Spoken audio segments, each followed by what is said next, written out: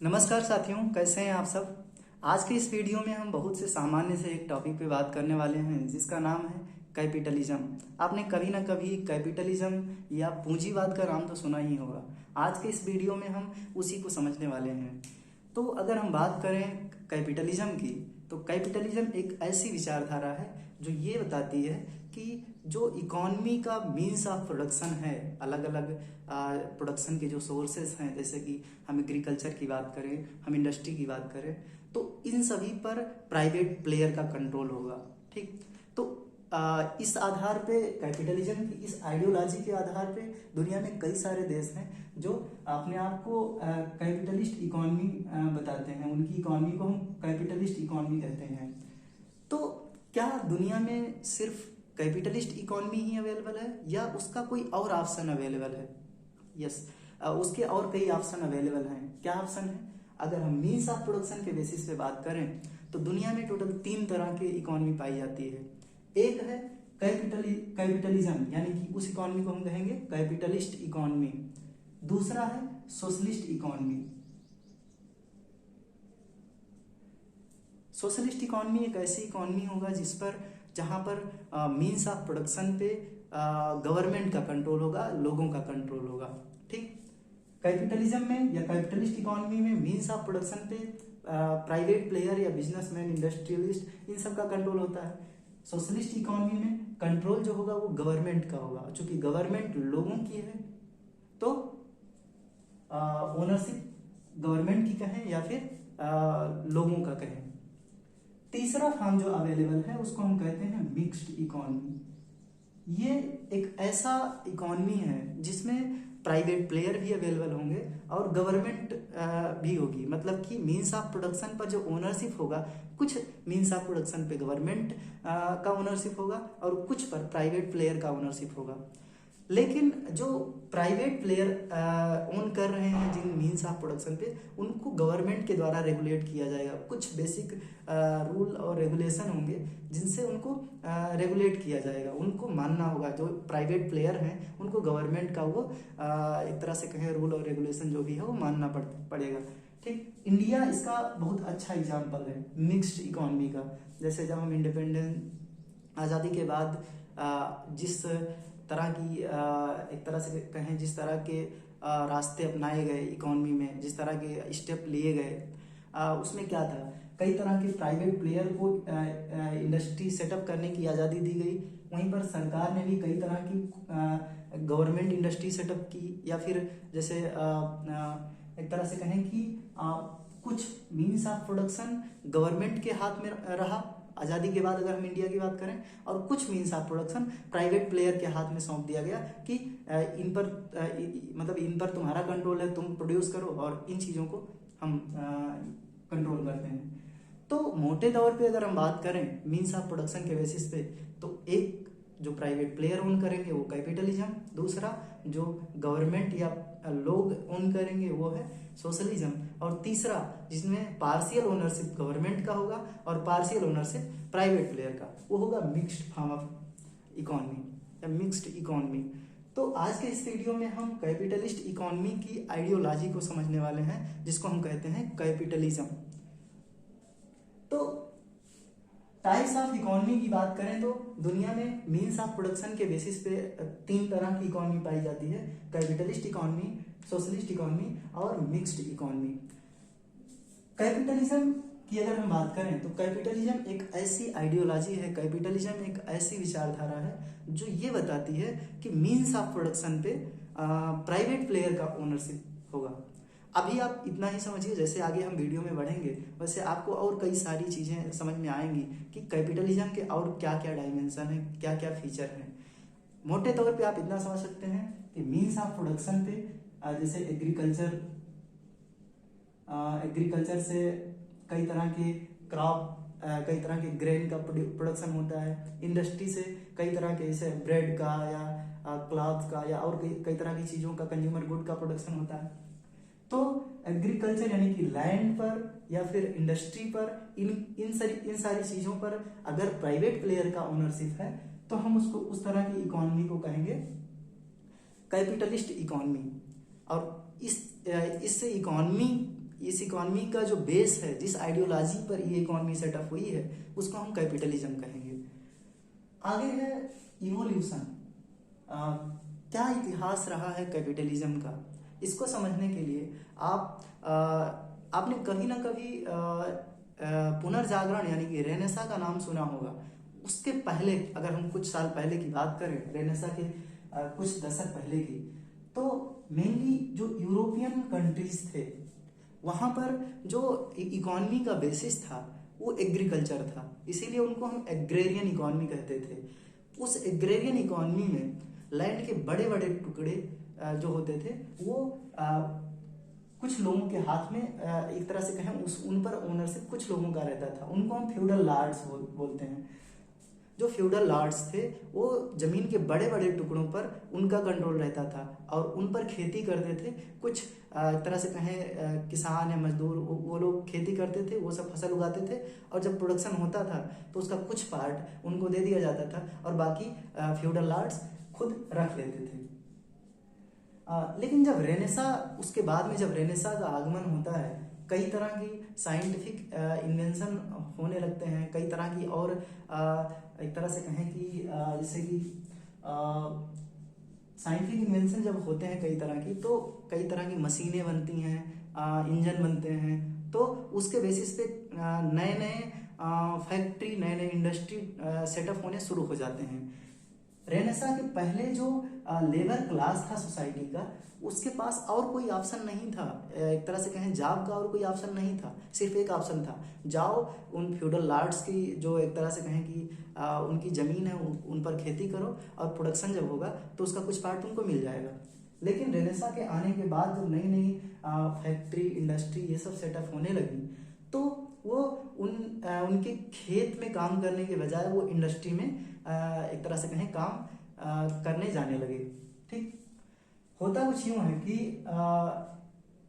धीरे धीरे करके फ्यूडल लॉर्ड्स का जो पावर था, एक तरह से कहें इकॉनमी में उनका जो एक तरह से कहें कि उनका डोमिनेंस था, वो हटने लगता है और इकॉनमी में जो पावर है एक तरह से कहें वो इंडस्ट्रियलिस्ट के हाथ में जाने लगता है। इकॉनमी को कंट्रोल करने का जो बात है वो इंडस्ट्रियलिस्ट, जो बड़े बड़े उद्योगपति थे, वो ओन करने लगते हैं। कैसे?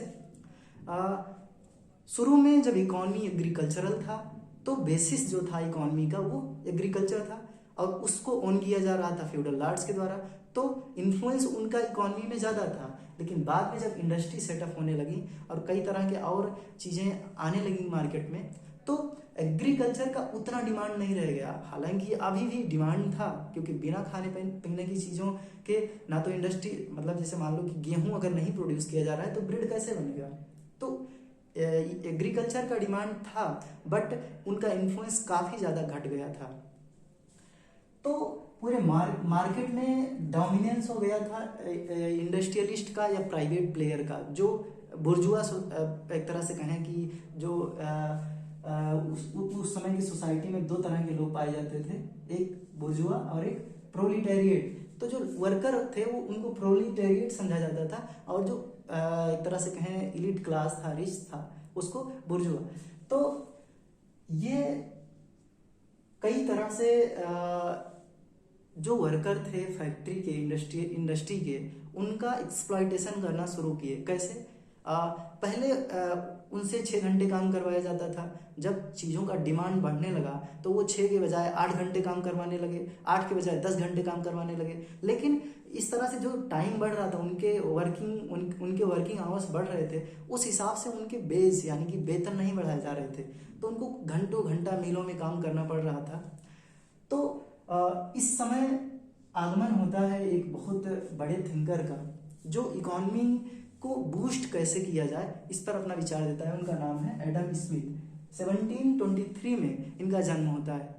तो इन्होंने कहा कि अगर किसी कंट्री की इकॉनमी को बूस्ट करना है तो गवर्नमेंट को चाहिए कि वो प्राइवेट प्लेयर को फ्री छोड़ दे। इन्होंने कहा कि there should be no intervention from the government side to the private player. मतलब प्राइवेट प्लेयर अगर पूरी तरह से एक तरह से कहें फ्री छोड़ दिए जाए तो उनके द्वारा जो इकॉनमी रन की जाएगी वो पूरे कंट्री में डेवलपमेंट लाएगी, और इस तरह से ना सिर्फ प्राइवेट प्लेयर का भला होगा बल्कि और लेबर या और सभी का भला होगा। तो इस बेसिस पे गवर्नमेंट ने प्राइवेट प्लेयर को खुला छोड़ दिया। खुला छोड़ दिया का मतलब कि पहले गवर्नमेंट रेगुलेट करती थी प्राइवेट प्लेयर को, वर्कर्स के पास कुछ राइट थे, लेकिन जब उनको खुला छोड़ दिया गया तो वर्कर्स के पास अब कुछ राइट रहे ही नहीं। और जितना मतलब एक तरह से कहें कि चाहे प्रोडक्शन पर, चाहे लेबर पर, या और सारी चीज़ों पर पूरा कंट्रोल इंडस्ट्रियलिस्ट का या उन सारे प्राइवेट प्लेयर का हो गया। वर्कर के पास अगर कोई प्रॉब्लम भी होती थी तो वो गवर्नमेंट के पास नहीं जा सकते थे। इस तरह से कई सारी प्रॉब्लम वर्कर के सामने आने लगी। तो इस तरह से आगे इकॉनमी बूस्ट करती रही, लेकिन वर्कर्स के जो प्रॉब्लम थे उन पर ज़्यादा ध्यान नहीं दिया गया। 19th सेंचुरी में जन्म होता है एक बहुत इम्पॉर्टेंट फिलासफर का, बहुत इम्पॉर्टेंट थिंकर का, जिन्होंने कैपिटलिज्म की धज्जियाँ उड़ा के रख दी एक तरह से कहें तो। उन्होंने कई सारी कमियों को गिनाया कैपिटलिज्म की। जो पहले के थिंकर जो लेबर या प्रोलिटेरिएट या वर्कर की प्रॉब्लम पर ज़्यादा ध्यान नहीं देते थे, कार्ल मार्क्स वर्कर्स के प्रॉब्लम पर फोकस किए और उसी के बेसिस पे उन्होंने कई बड़े सिद्धांत दिए। जैसे उन्होंने एक सिद्धांत दिया सरप्लस वैल्यू का।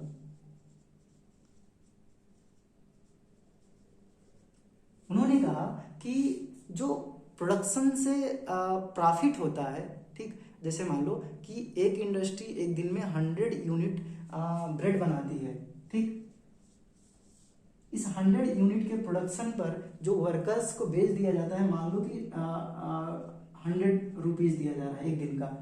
कल को ये फैक्ट्री अगर 120 यूनिट ब्रेड बनाने लगती है तो जो वर्कर्स का बेज है वो 100 मतलब इसके प्रोपोर्शन में नहीं बढ़ता है। जैसे कि 100 के बजाय 120 हो गया तो इनके बेज बढ़ते नहीं हैं। मतलब कि प्रोडक्शन का एक बहुत बड़ा अमाउंट ओनर के पास में जाता है। लेबर जो प्रोड्यूस कर रहे हैं, वर्कर जो बना रहे हैं उस सामान को, उनके पास बहुत छोटा सा अमाउंट, उस प्रोडक्शन का बहुत थोड़ा सा अमाउंट जाता है। इस तरह से उन्होंने ये कहा कि ये समझाने की कोशिश की कि जो वर्कर हैं वो दिन ब दिन और गरीब होते जा रहे हैं और एक तरह से कहें उनकी प्रॉब्लम्स बढ़ती जा रही हैं, और जो ओनर हैं अलग अलग इंडस्ट्री के वो दिन ब दिन और ज़्यादा फ्लोरिश कर रहे हैं। उनका अपना जो एक तरह से कहें वेल्थ है वो बढ़ता जा रहा है। दूसरा कॉन्सेप्ट उन्होंने जो दिया वो एलियनेशन का दिया। उससे वो ये समझाने की कोशिश की है कि एक वर्कर है जो एक इंडस्ट्री में काम कर रहा है। पहले क्या था, पहले मान लो कि किसी चीज़ को बनाना है तो वर्कर खुद पूरी सब चीज़ों को बना रहा था। जैसे मान लो अभी हम बात करें कि एक मोबाइल फ़ोन बनाना है, उस समय मोबाइल फ़ोन तो नहीं बन रहा था, लेकिन उस सेंस में अगर हम समझाना चाहें, मान लो एक मोटरसाइकिल या कुछ इंजन बनाना है, तो इतना ज़्यादा स्पेसिफिसिटी आ गया था उस समय की इकॉनमी में कि इंजन का एक पार्ट एक वर्कर बना रहा है, दूसरा पार्ट दूसरा वर्कर बना रहा है, तीसरा पार्ट तीसरा, चौथा पार्ट चौथा वर्कर, और इस तरह से इन सबको एक करने का काम एक वर्कर को मिला, ठीक। तो अब पूरा दिन मान लो कि आपको एक ही काम करने को बोल दिया जाए 8 घंटा 10 घंटा 15 घंटा डेली, तो उसमें जो एक तरह से कहें कि एलियनेशन का फीलिंग जनरेट होने लगा। इस तरह से कार्ल मार्क्स ने कहा कि 4 तरह के एलियनेशन वर्कर्स फील कर रहे हैं। एक तो वो अपने आप से एलियनेट हो गए हैं, वो खुद नहीं समझ पा रहे हैं कि हमारा औचित्य क्या है, हमारा पर्पस क्या है इस दुनिया में आने का, हमारे जीवन का पर्पस क्या है। वो उस प्रोडक्ट से एलियनेट हो गए हैं। जैसे मान लो किसी बड़े से इंजन के एक छोटे से पार्ट को आपको बनवाया जाए आपसे, तो आप नहीं समझ पाएंगे कि इस छोटे से पार्ट का रिलेवेंस क्या है जब तक आप पूरे बड़े से इंजन को नहीं समझेंगे। पहले जो वर्कर शुरू में पूरे इंजन को बना रहे थे वो तब तो समझ रहे थे, लेकिन बाद में जब कई तरह की स्पेसिफिसिटी आई, यानी कि एक लोग एक चीज़ बनाएंगे, दूसरे लोग दूसरा चीज़ बनाएंगे, ठीक, तो इस तरह का एलियनेशन जनरेट हो गया। तो प्रोडक्ट से भी एलियनेशन हो गया और सेल्फ यानी कि खुद से। इसी तरह से प्रोसेस से भी एलियनेशन आने लगा। जैसे पूरे प्रोसेस में जैसे मान लो कि कोई एक इंजन बनाना है, तो एक पार्ट कोई वर्कर बनाया और वो भेज दिया किसी दूसरे के पास, तो उसको खुद नहीं समझ में आ रहा है कि इसका कितना पार्ट बन गया है कितना नहीं, ये इंजन में कहाँ सेटअप होगा, ये पूरा जो प्रोसेस है उस प्रोडक्ट को बनाने का, उससे वो एलियनेट हो गया है। उसको समझ में नहीं आ रहा है कि इस पूरे इंजन के फार्मेशन में हमारा क्या रोल है। वो बस उस छोटे से पार्ट को बनाता जा रहा है। आगे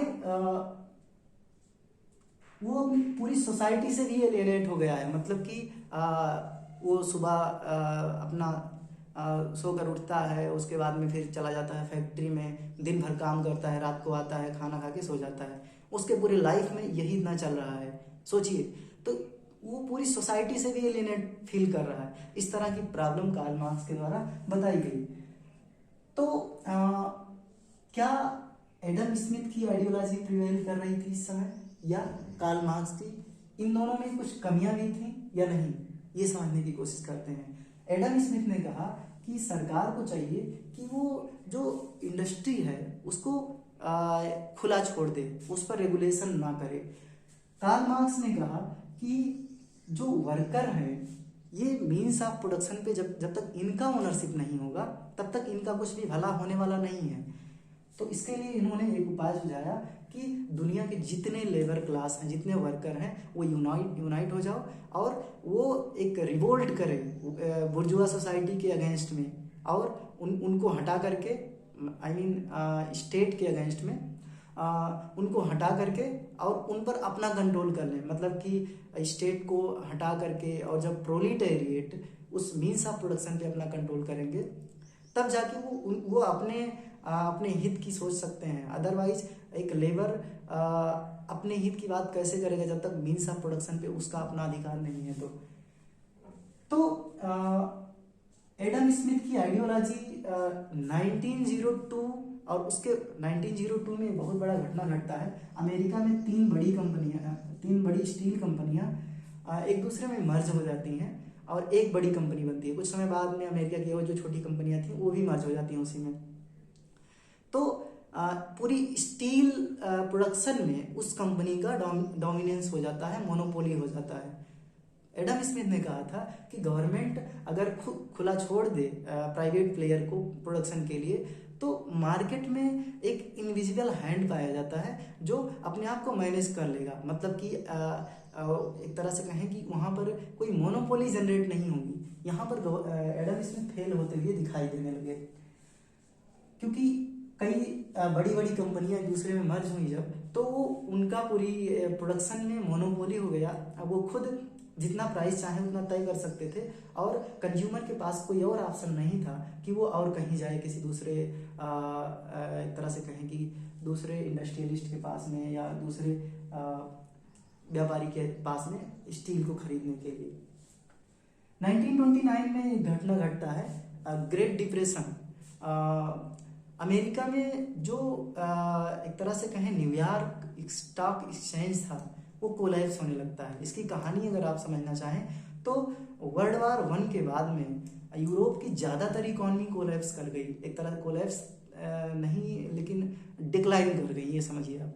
तो उभर के आया वहाँ पर अमेरिका, वो सपोर्ट देना स्टार्ट किया, कई तरह का सपोर्ट, जिसमें कई तरह के गुड्स को अमेरिका से यूरोपियन कंट्रीज में भेजा जाने लगा। अमेरिका ने कई तरह की मॉनेटरी एड भी देनी शुरू कर दी, यानी कि पैसे के रूप में सहायता, सामान भेजना शुरू कर दिया। इससे क्या हुआ कि अमेरिका में जो प्रोडक्शन है वो अचानक बहुत तेजी से बढ़ने लगा।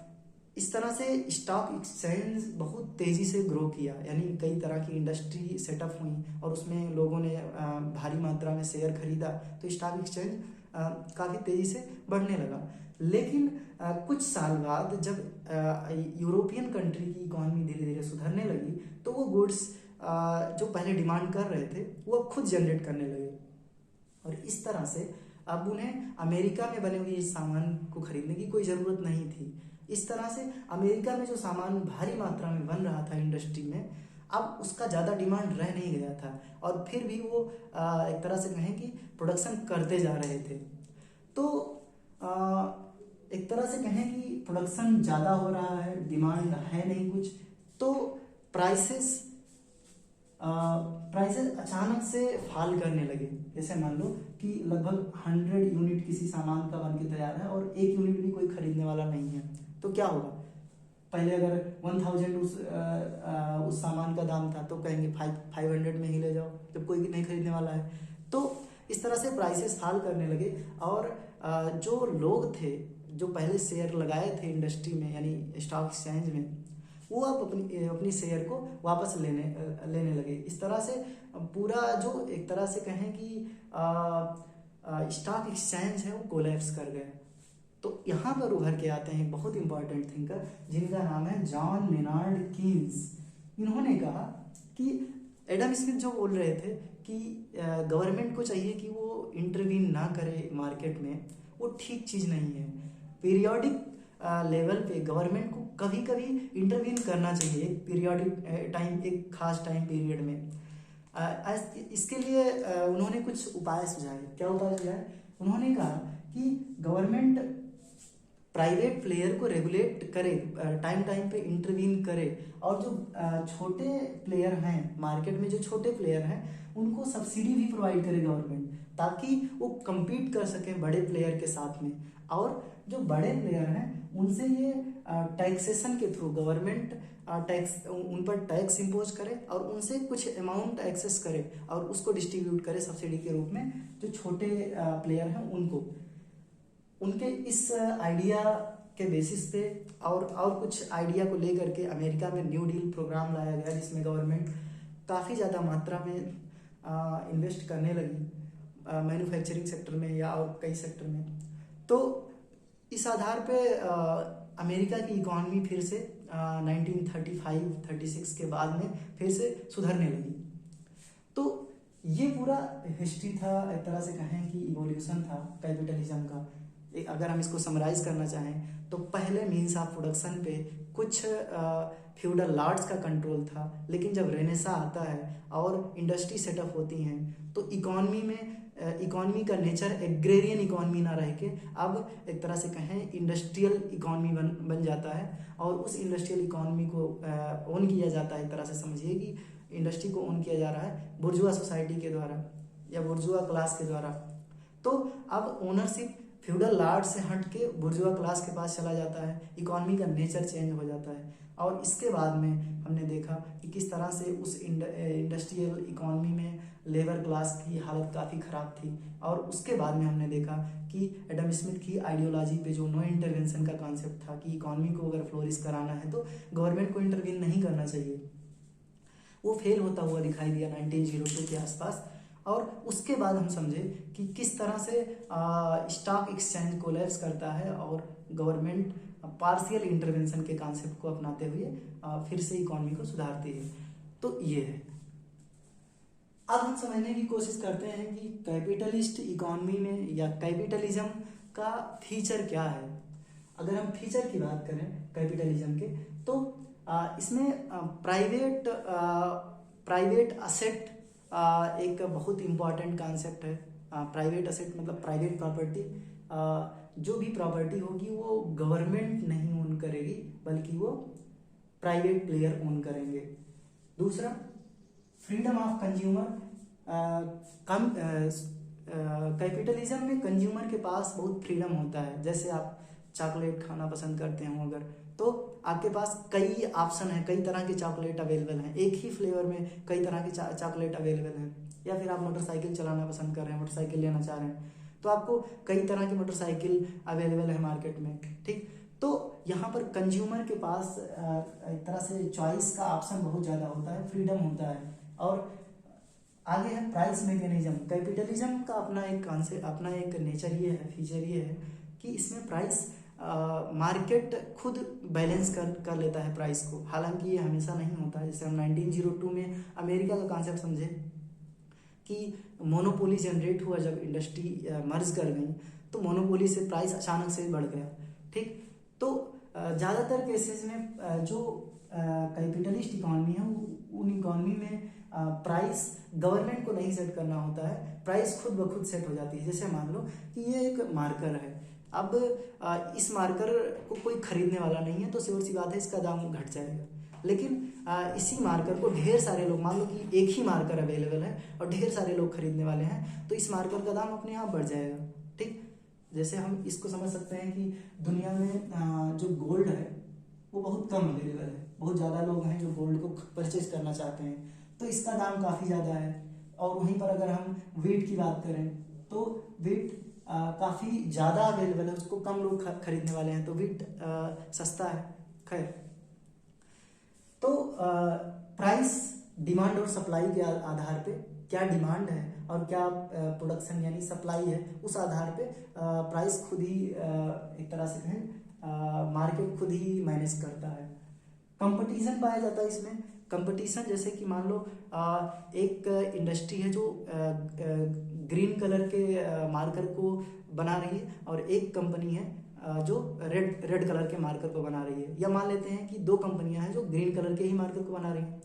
अब उनमें आपस में कंपटीशन होगा किस बात का, कि हमारा प्रोडक्ट ज़्यादा खरीदा जाए कंज्यूमर के द्वारा। जैसे मान लो कि दो कंपनी ए एंड बी हैं, तो ये सोचेंगे कि हमारा प्रोडक्ट ज़्यादा खरीदा जाए और बी सोचेंगे कि हमारा प्रोडक्ट ज़्यादा खरीदा जाए। तो इसके लिए ये अपने प्रोडक्ट का प्राइस भी कंपेरेटिवली लो रखने की कोशिश करेंगे और उस प्रोडक्ट का जो क्वालिटी है उसको भी ज़्यादा से ज़्यादा सुधारने की कोशिश करेंगे। तो इस आधार पे इनमें आपस में कंपटीशन पाया जाता है। प्रॉफिट मोटिव, कैपिटलिज्म में जितना भी प्रोडक्शन होता है या एक तरह से कहें कि जो भी चीज़ें की जाती हैं प्राइवेट प्लेयर के द्वारा, उसका एक ही मोटिव होता है प्रॉफिट, अपना प्रॉफिट। ठीक, आगे फिर इंटरप्रेन्योरियल फ्रीडम। इसमें जो इंटरप्रेन्योर हैं उनके पास ये आज़ादी होती है कि वो चाहें तो रेड कलर का मार्कर बनाए या चाहें तो ग्रीन कलर का मार्कर बनाए, या जो चाहें वो बनाए। उनको कोई ये बताने वाला नहीं होता कि नहीं तुमको ये ही बनाना है। लेस गवर्नमेंट इंटरवेंशन या नो गवर्नमेंट इंटरवेंशन, कहीं कहीं कुछ कुछ केसेस में हम देखते हैं कि पार्शियल इंटरवेंशन, जैसे कि कीन्स ने कहा कि पार्शियल पीरियोडिक इंटरवेंशन की ज़रूरत है कैपिटलिस्ट इकोनॉमी को फ्लोरिश कराने के लिए। तो ये इंटरवेंशन कभी कभी करना पड़ता है गवर्नमेंट को। फ्लेक्सिबिलिटी ऑफ लेबर, तो जो इंडस्ट्रियलिस्ट हैं वो लेबर को जब चाहें तब ओन करें, हायर करें, और जब चाहें तब फायर करें, मतलब जब चाहें तब उनको अपने यहाँ नौकरी दे दें और जब चाहें तब निकाल दें, कोई नहीं उनसे कुछ पूछने वाला होता है। अब हम टाइप समझने की कोशिश करते हैं कि कितने टाइप का कैपिटलिज्म इस दुनिया में अवेलेबल है। वैसे कई फॉर्म में अवेलेबल है, लेकिन मेनली 4 तरह का अगर हम बात करें मुख्य रूप से, तो चार टाइप के यानी 4 टाइप के कैपिटलिज्म अवेलेबल हैं। लेकिन और भी कई तरह के हैं जो मेन नहीं समझे जाते हैं, मुख्य रूप से नहीं समझे जाते हैं, वो उन्हीं का कुछ फॉर्म होता है। पहला है laces fair capitalism. Laces fair capitalism का कॉन्सेप्ट एडम स्मिथ ने जो अपनी आइडिया दिया नो इंटरवेंशन का, वही है। कुछ कैपिटलिस्ट इकोनॉमी जो है वो नो इंटरवेंशन के कॉन्सेप्ट पे काम करती हैं, तो उस तरह के कैपिटलिज्म को हम लेसेस फेयर कैपिटलिज्म कहते हैं कि गवर्नमेंट का प्राइवेट प्लेयर या मार्केट में कोई इंटरवेंशन नहीं होना चाहिए। दूसरा है एनार्को कैपिटलिज्म। एनार्को कैपिटलिज्म, पहले एनार्की समझिए। एनार्की एक ऐसा कंडीशन है जिसमें गवर्नमेंट नहीं है, ठीक, किसी भी स्टेट में गवर्नमेंट नहीं है। अब क्या होगा कि अगर गवर्नमेंट नहीं है तो ओनरशिप किसके पास होगा, प्राइवेट प्लेयर के पास होगा। तो एक ऐसी इकोनॉमी, एक ऐसी कैपिटलिस्ट इकोनॉमी जिसमें गवर्नमेंट अनअवेलेबल है और मीन्स ऑफ प्रोडक्शन पे प्राइवेट प्लेयर का ओनरशिप है, तो उसको हम एनार्को कैपिटलिज्म कहेंगे। स्टेट कैपिटलिज्म, स्टेट कैपिटलिज्म एक ऐसा कैपिटलिज्म है जिसमें मीन्स ऑफ प्रोडक्शन पे लोगों का या गवर्नमेंट का कंट्रोल है। आगे वेलफेयर कैपिटलिज्म। वेलफेयर कैपिटलिज्म एक ऐसा कैपिटलिज्म है जिसमें मीन्स ऑफ प्रोडक्शन पे प्राइवेट प्लेयर का तो कंट्रोल है, लेकिन गवर्नमेंट प्राइवेट प्लेयर पर हाई टैक्स इम्पोज करके उनसे जो भी एक तरह से कहें टैक्स का रेवेन्यू मिलता है वो सोसाइटी के वेलफेयर के लिए लगाती है, तो उसको हम वेलफेयर कैपिटलिज्म कहेंगे। और भी इसके और भी कई फॉर्म अवेलेबल है, जैसे न्यू कैपिटलिज्म या कम्युनिटी कैपिटलिज्म। ये इतने इंपॉर्टेंट नहीं है, तो 4 ही ज़्यादा इंपॉर्टेंट है, laissez faire capitalism, anarcho capitalism, state capitalism और वेलफेयर कैपिटलिज्म। अब हम समझने की कोशिश करते हैं कैपिटलिज्म का पॉजिटिव क्या है, क्या फ़ायदे हैं कैपिटलिज्म से। तो पहला है डिसेंट्रलाइजेशन।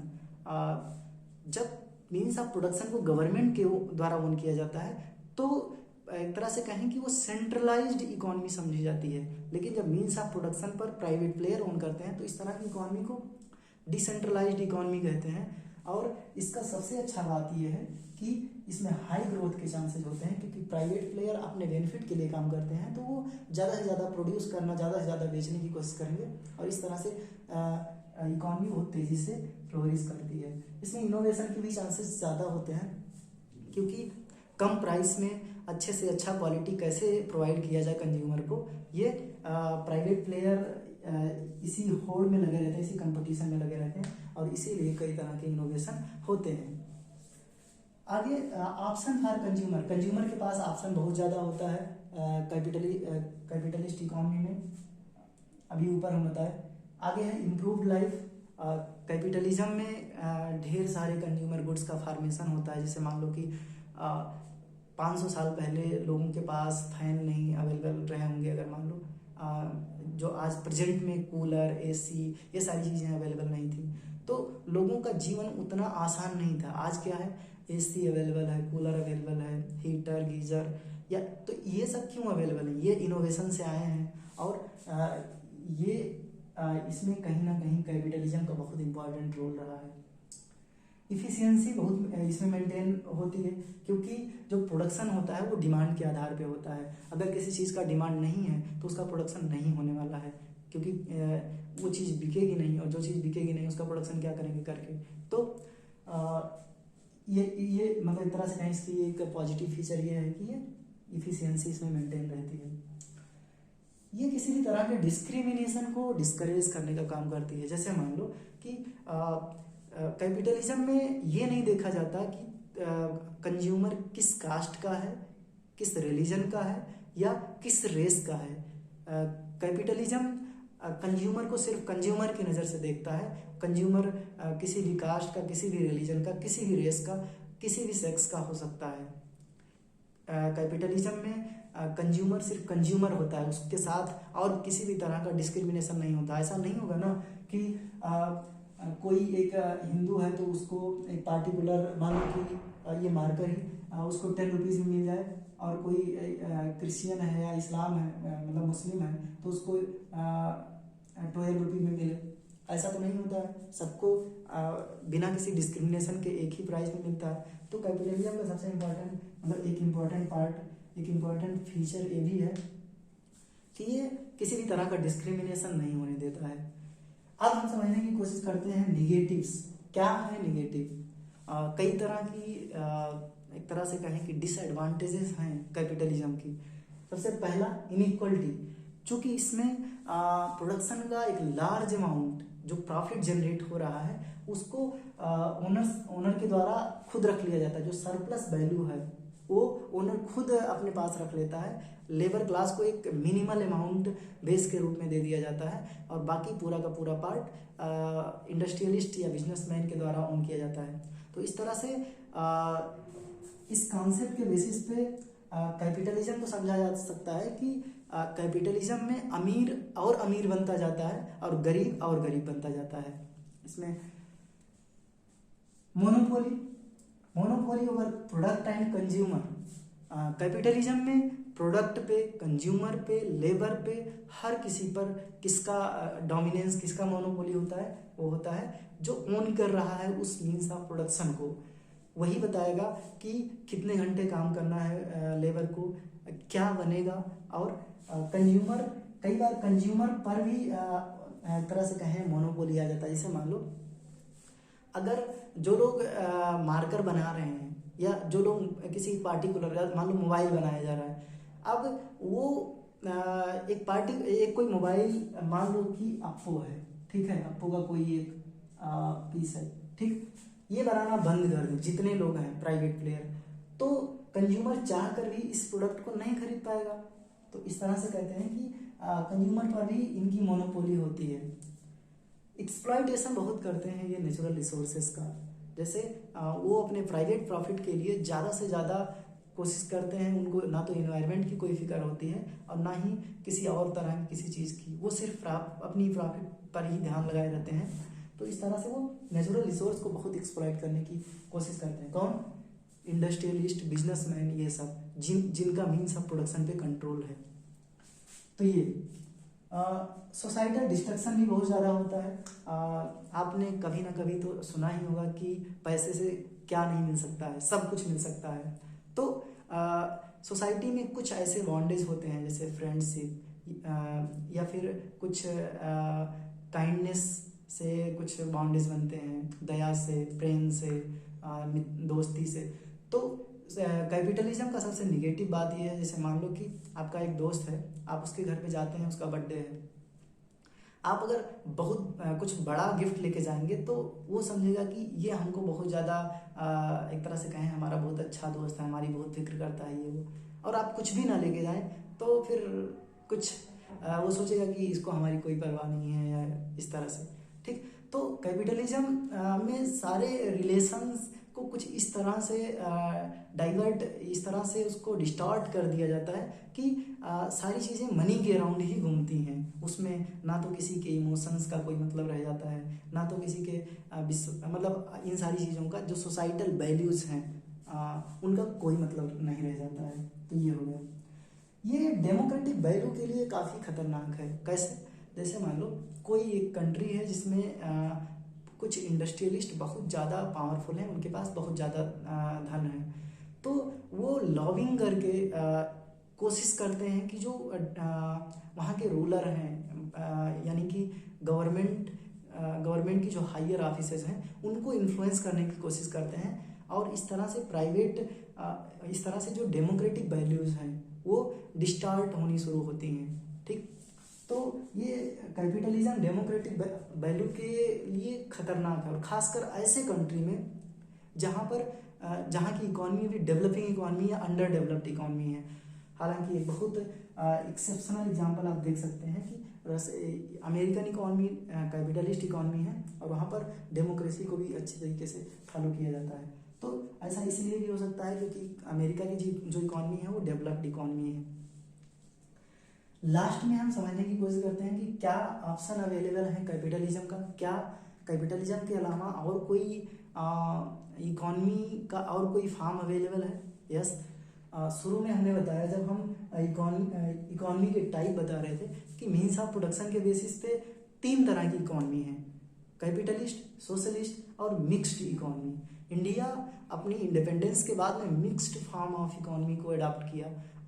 ऐसे ही रसिया की बात करें तो रसिया में 1917 में जो रिवोल्यूशन हुआ उसके बाद में सोशलिस्ट फॉर्म ऑफ इकॉनमी को अडॉप्ट किया गया। हालांकि वो बाद में 1990 में जाकर के एक तरह से कहें डिसइंटीग्रेट हो जाता है, लेकिन उस अराउंड आप समझ सकते हैं कि वो सोशलिस्ट इकॉनमी के मॉडल को फॉलो कर रहे थे। हालांकि प्रेजेंट में भी 3-4 कंट्री या कुछ कंट्री ऐसे हैं जो सोशलिस्ट इकॉनमी को फॉलो करते हैं, जैसे कि रसिया है या फिर चाइना है या फिर क्यूबा है। ठीक, तो कई सारे country socialist form of economy को अडॉप्ट किए हैं, यानी उनकी इकॉनमी सोशलिस्ट इकॉनमी है।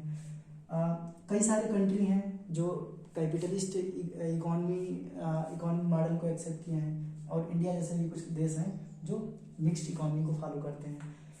इसके अलावा जैसे हम जब सोचते हैं कि डेवलपमेंट क्या है या फ्लोरिशमेंट क्या है, तो हम ज़्यादातर यही समझ पाते हैं, हमको यही समझाया जाता है कि तुम्हारे पास जितना ज़्यादा एक तरह से कहें कि कंज्यूमर गुड हैं, जैसे मान लो कि तुम्हारे पास एक बाइक है तो तुम उतने अमीर नहीं हो जितना कि किसी के पास 4 बाइक है।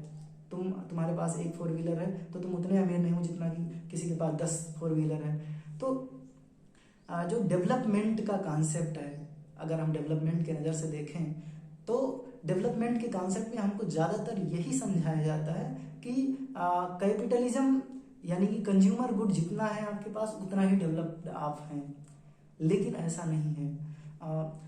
रिसेंट डिबेट जो चल रहा है एक तरह से कहें कि डेवलपमेंट को लेकर के, वो पहले के समय में डेवलपमेंट का जो कॉन्सेप्ट था वो कैपिटलिज्म के राउंड घूमता था, लेकिन अभी रिसेंट में ये कैपिटलिज्म से शिफ्ट होके अब हैप्पीनेस इंडेक्स यानी कि कई तरह की और चीज़ें हैं जो इन कंज्यूमर गुड्स से हट करके हैं। जैसे मान लो कि कोई एक गरीब इंसान है, वो कुछ पैसे डेली कमा रहा है और उसी में वो खुश है, ठीक।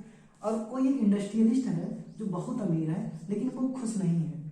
तो प्रेजेंट का जो डिबेट चल रहा है वो ये इस बात पर बेसिस नहीं बनाता है कि तुम्हारे पास कितने कंज्यूमर गुड हैं, कितना एक्सेस है तुम्हारे पास वेल्थ का, बल्कि ये डिबेट चल रहा है कि तुम कितने खुश हो अपने लाइफ में, जितने भी रिसोर्सेज तुम्हारे पास अवेलेबल हैं उतने में कितने खुश हो। तो ये भी एक अल्टरनेटिव हो सकता है, एक तरह से कहें कि अल्टरनेटिव मॉडल हो सकता है कैपिटलिज्म का। हालांकि अभी जो मेजर मुख्य रूप से जो ऑप्शंस अवेलेबल हैं, 3 तरह के हैं, जो 2 ऑप्शन है, सोशलिस्ट और मिक्स्ड इकोनॉमी। कैपिटलिज्म का 2 ऑप्शन है। तो ये था पूरा आज का ये वीडियो कैपिटलिज्म पर आधारित था। आशा करते हैं कि आपको आपके पास जितने कुछ कन्फ्यूजन रहे होंगे वो हम दूर कर पाए होंगे। अगर कुछ डाउट है तो आप कमेंट बॉक्स में लिखिए, हम कोशिश करेंगे अगले वीडियो में समझाने की। और वीडियो देखने के लिए धन्यवाद।